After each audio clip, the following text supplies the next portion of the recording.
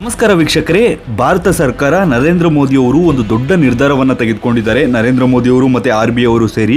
ಹಾಗಿದ್ರೆ ಏನು ಆ ದೊಡ್ಡ ನಿರ್ಧಾರ?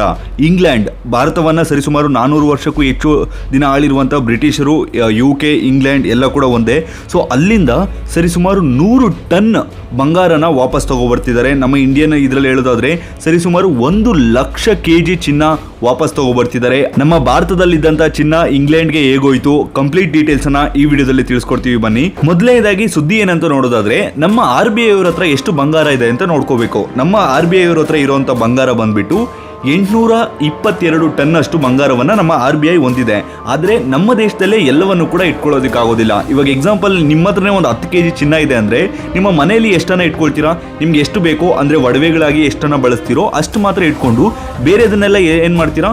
ಒಂದೇ ಬ್ಯಾಂಕಲ್ಲಿ ಡೆಪಾಸಿಟ್ ಮಾಡಕ್ ಹೋಗ್ತೀರಾ. ಸೊ ಕೆಲವರು ಏನ್ ಮಾಡ್ತಾರ ಅಂದ್ರೆ, ಒಂದೇ ಬ್ಯಾಂಕಲ್ಲಿ ಡೆಪಾಸಿಟ್ ಮಾಡಿದ್ರೆ ಅಲ್ಲಿ ಸೇಫ್ ಇರೋದಿಲ್ಲ ಅಂತ ಹೇಳ್ಬಿಟ್ಟು ತುಂಬಾ ಬ್ಯಾಂಕ್ಗಳಲ್ಲಿ, ಕೆಲವೊಬ್ರು HDFC ಬ್ಯಾಂಕಲ್ಲಿ ಡೆಪಾಸಿಟ್ ಮಾಡ್ತಾರೆ, ಕೆಲವೊಬ್ರು SBI ಅಲ್ಲಿ ಡೆಪಾಸಿಟ್ ಮಾಡ್ತಾರೆ, ಕೆಲವೊಬ್ರು ಆಕ್ಸಿಸ್ ಬ್ಯಾಂಕಲ್ಲಿ ಡೆಪಾಸಿಟ್ ಮಾಡ್ತಾರೆ. ಅಂದ್ರೆ ಡಿವೈಡ್ ಮಾಡಿ ಡೆಪಾಸಿಟ್ ಮಾಡ್ತಾರೆ. ಒಂದು ವೇಳೆ ಆ ಬ್ಯಾಂಕ್ ಏನಾದ್ರು ಹೆಚ್ಚು ಕಮ್ಮಿ ಆದ್ರೂ ಕೂಡ ನಮ್ಮ ಗೋಲ್ಡ್ ಅನ್ನೋದು ಸೇಫ್ ಆಗಿರ್ಬೇಕು ಅಂತ.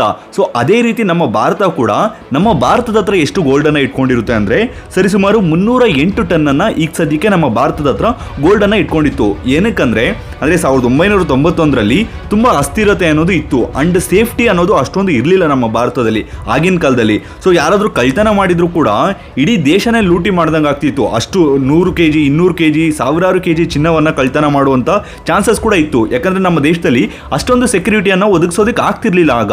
ಅದಕ್ಕೋಸ್ಕರ ನಮ್ಮ RBI ಅವರು ಏನ್ ಮಾಡಿರ್ತಾರೆ ಅಂದ್ರೆ 822 ಟನ್ ಏನಿದೆಯೋ ಅದನ್ನ ಡಿವೈಡ್ ಮಾಡಿ ಬೇರೆ ಬೇರೆ ಬೇರೆ ದೇಶಗಳಲ್ಲಿ ಇಟ್ಟಿರ್ತಾರೆ. ಇವಾಗ ನಮ್ಮ ದೇಶದಲ್ಲಿ ಎಷ್ಟು ಬೇಕೋ ಅಷ್ಟನ್ನ ಇಟ್ಕೊಂಡು ಬೇರೆ ದೇಶಗಳಲ್ಲಿ, ಅದರಲ್ಲಿ ಪ್ರಮುಖವಾಗಿ ಇಂಗ್ಲೆಂಡ್ ಬ್ಯಾಂಕ್ ಅಲ್ಲಿ ಜಾಸ್ತಿ ಇಟ್ಟಿರ್ತೀವಿ. ಅಂದ್ರೆ ಸರಿಸುಮಾರು 100 ಟನ್ ಅಷ್ಟು ಇಟ್ಟಿರ್ತೀವಿ. ಏನಕ್ಕಂದ್ರೆ ಇಂಗ್ಲೆಂಡ್ ಬ್ಯಾಂಕ್ ಅನ್ನೋದು ತುಂಬಾ ಅಂದ್ರೆ ತುಂಬಾ ಸೇಫ್ ಇರುತ್ತೆ. ಕೇವಲ ನಮ್ಮ ದೇಶ ಮಾತ್ರ ಅಲ್ಲ, ಹಲವಾರು ದೇಶಗಳು ಬ್ಯಾಂಕ್ ಅನ್ನ ಎಲ್ಲಿ ಸೇಫ್ ಆಗಿ ಇಟ್ಟಿದೆ ಅಂದ್ರೆ ಅದು ಇಂಗ್ಲೆಂಡ್ ಅಲ್ಲಿ. ಏನಕ್ಕಂದ್ರೆ ಇಂಗ್ಲೆಂಡ್ ಅಲ್ಲಿ ಅತಿ ಹೆಚ್ಚು ಸೇಫ್ಟಿ ಅನ್ನೋದು ಇರುತ್ತೆ. ಮತ್ತೆ ಇದುವರೆಗೂ ಕೂಡ ಯಾವುದೇ ರೀತಿಯಾದ ಅಲ್ಲಿ ಕಳ್ತನ ಅನ್ನೋದಾಗಿಲ್ಲ. ತುಂಬಾ ಜನ ಟ್ರೈ ಮಾಡಿದ್ರು ಕೂಡ ಅವರ ಸೆಕ್ಯೂರಿಟಿಯನ್ನ ಬೇದ್ಸಕ್ಕಾಗಿಲ್ಲ.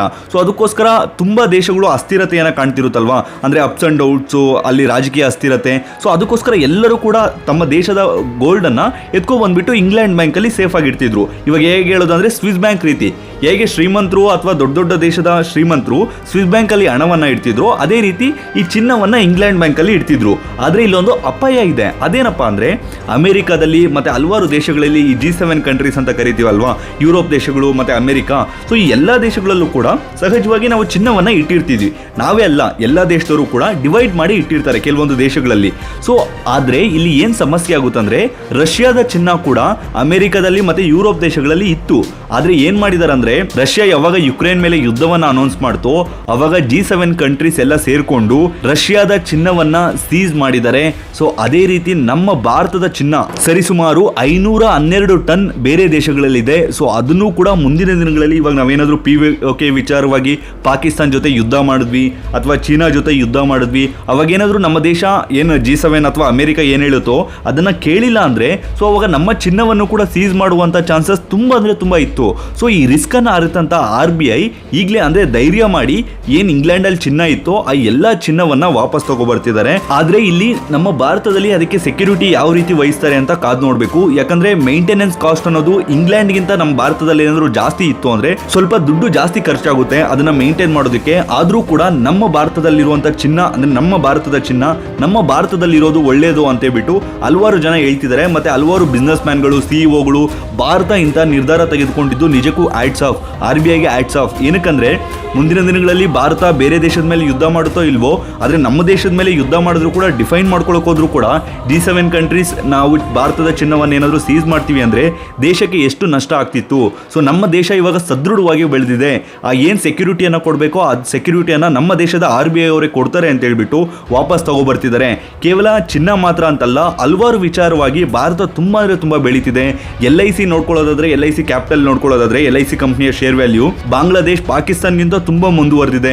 ಮತ್ತೆ SBI ಕೂಡ ಮೋಸ್ಟ್ ಪ್ರಾಫಿಟಬಲ್ ಬ್ಯಾಂಕ್ ಆಗಿ ಕನ್ವರ್ಟ್ ಕನ್ವರ್ಟ್ ಆಗ್ತಿದೆ ಇಡೀ ದೇಶದಲ್ಲಿ. ಸೊ ನಮ್ಮ ಭಾರತೀಯ ಕಂಪನಿಗಳು ಕೂಡ ಅಭಿವೃದ್ಧಿ ಆಗ್ತಿದೆ, ನಮ್ಮ ಭಾರತ ಕೂಡ ಅಭಿವೃದ್ಧಿ ಆಗ್ತಿದೆ. ಮತ್ತೆ ಜೂನ್ 4ನೇ ತಾರೀಕು ಮತ್ತೆ ಬಿಜೆಪಿ ಸರ್ಕಾರ ಏನಾದರೂ ಅಧಿಕಾರಕ್ಕೆ ಬಂದ್ರೆ ಶೇರ್ ಮಾರ್ಕೆಟ್ ಹೊಸ ದಾಖಲೆಯನ್ನ ಬರೆಯಲಿದೆ. ಹೈಯೆಸ್ಟ್ ರೆಕಾರ್ಡ್ಗಳನ್ನ ಜೂನ್ 4ನೇ ತಾರೀಕು ಬರೆಯುತ್ತೆ ಅಂತ ಶೇರ್ ಮಾರ್ಕೆಟ್ ನ ತಜ್ಞರು ತಿಳಿಸ್ಕೊಡ್ತಿದ್ದಾರೆ.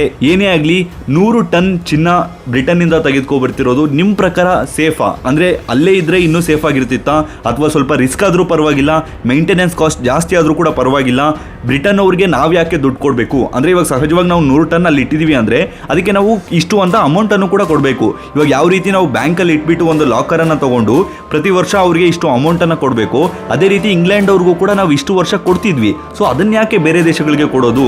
ನಮ್ಮ ದೇಶದಲ್ಲಿ ಸೆಕ್ಯೂರಿಟಿಯನ್ನ ಹೆಚ್ಚು ಮಾಡ್ಕೊಳ್ಳೋಣ ಅಂತ ಹೇಳ್ಬಿಟ್ಟು ನಮ್ಮ ಭಾರತಕ್ಕೆ ಎನಿವೇ ತಗೋಬರ್ತಿದ್ದಾರೆ. ಸೊ ನಿಮ್ಗೆ ಏನ್ ಅನ್ಸುತ್ತೆ, ನಮ್ಮ ಚಿನ್ನವನ್ನ ಇಂಗ್ಲೆಂಡ್ ಅಲ್ಲಿ ಅಥವಾ ಬೇರೆ ದೇಶಗಳಲ್ಲಿ ಸ್ವಲ್ಪ ಇಡೋದು ಬೆಟರಾ, ಅಥವಾ ಲಾರ್ಜ್ ಅಮೌಂಟ್ ಅಲ್ಲಿ ಇಡೋದು ಬೆಟರಾ, ಅಥವಾ ಎಲ್ಲ ಚಿನ್ನವನ್ನ ನಮ್ಮ ಭಾರತದಲ್ಲೇ ತಗೊಬಂದು ನಮ್ಮ ಭಾರತದಲ್ಲೇ ಸೇಫ್ ಆಗಿ ಇಟ್ಕೊಳ್ಳೋದು ಬೆಟರಾ?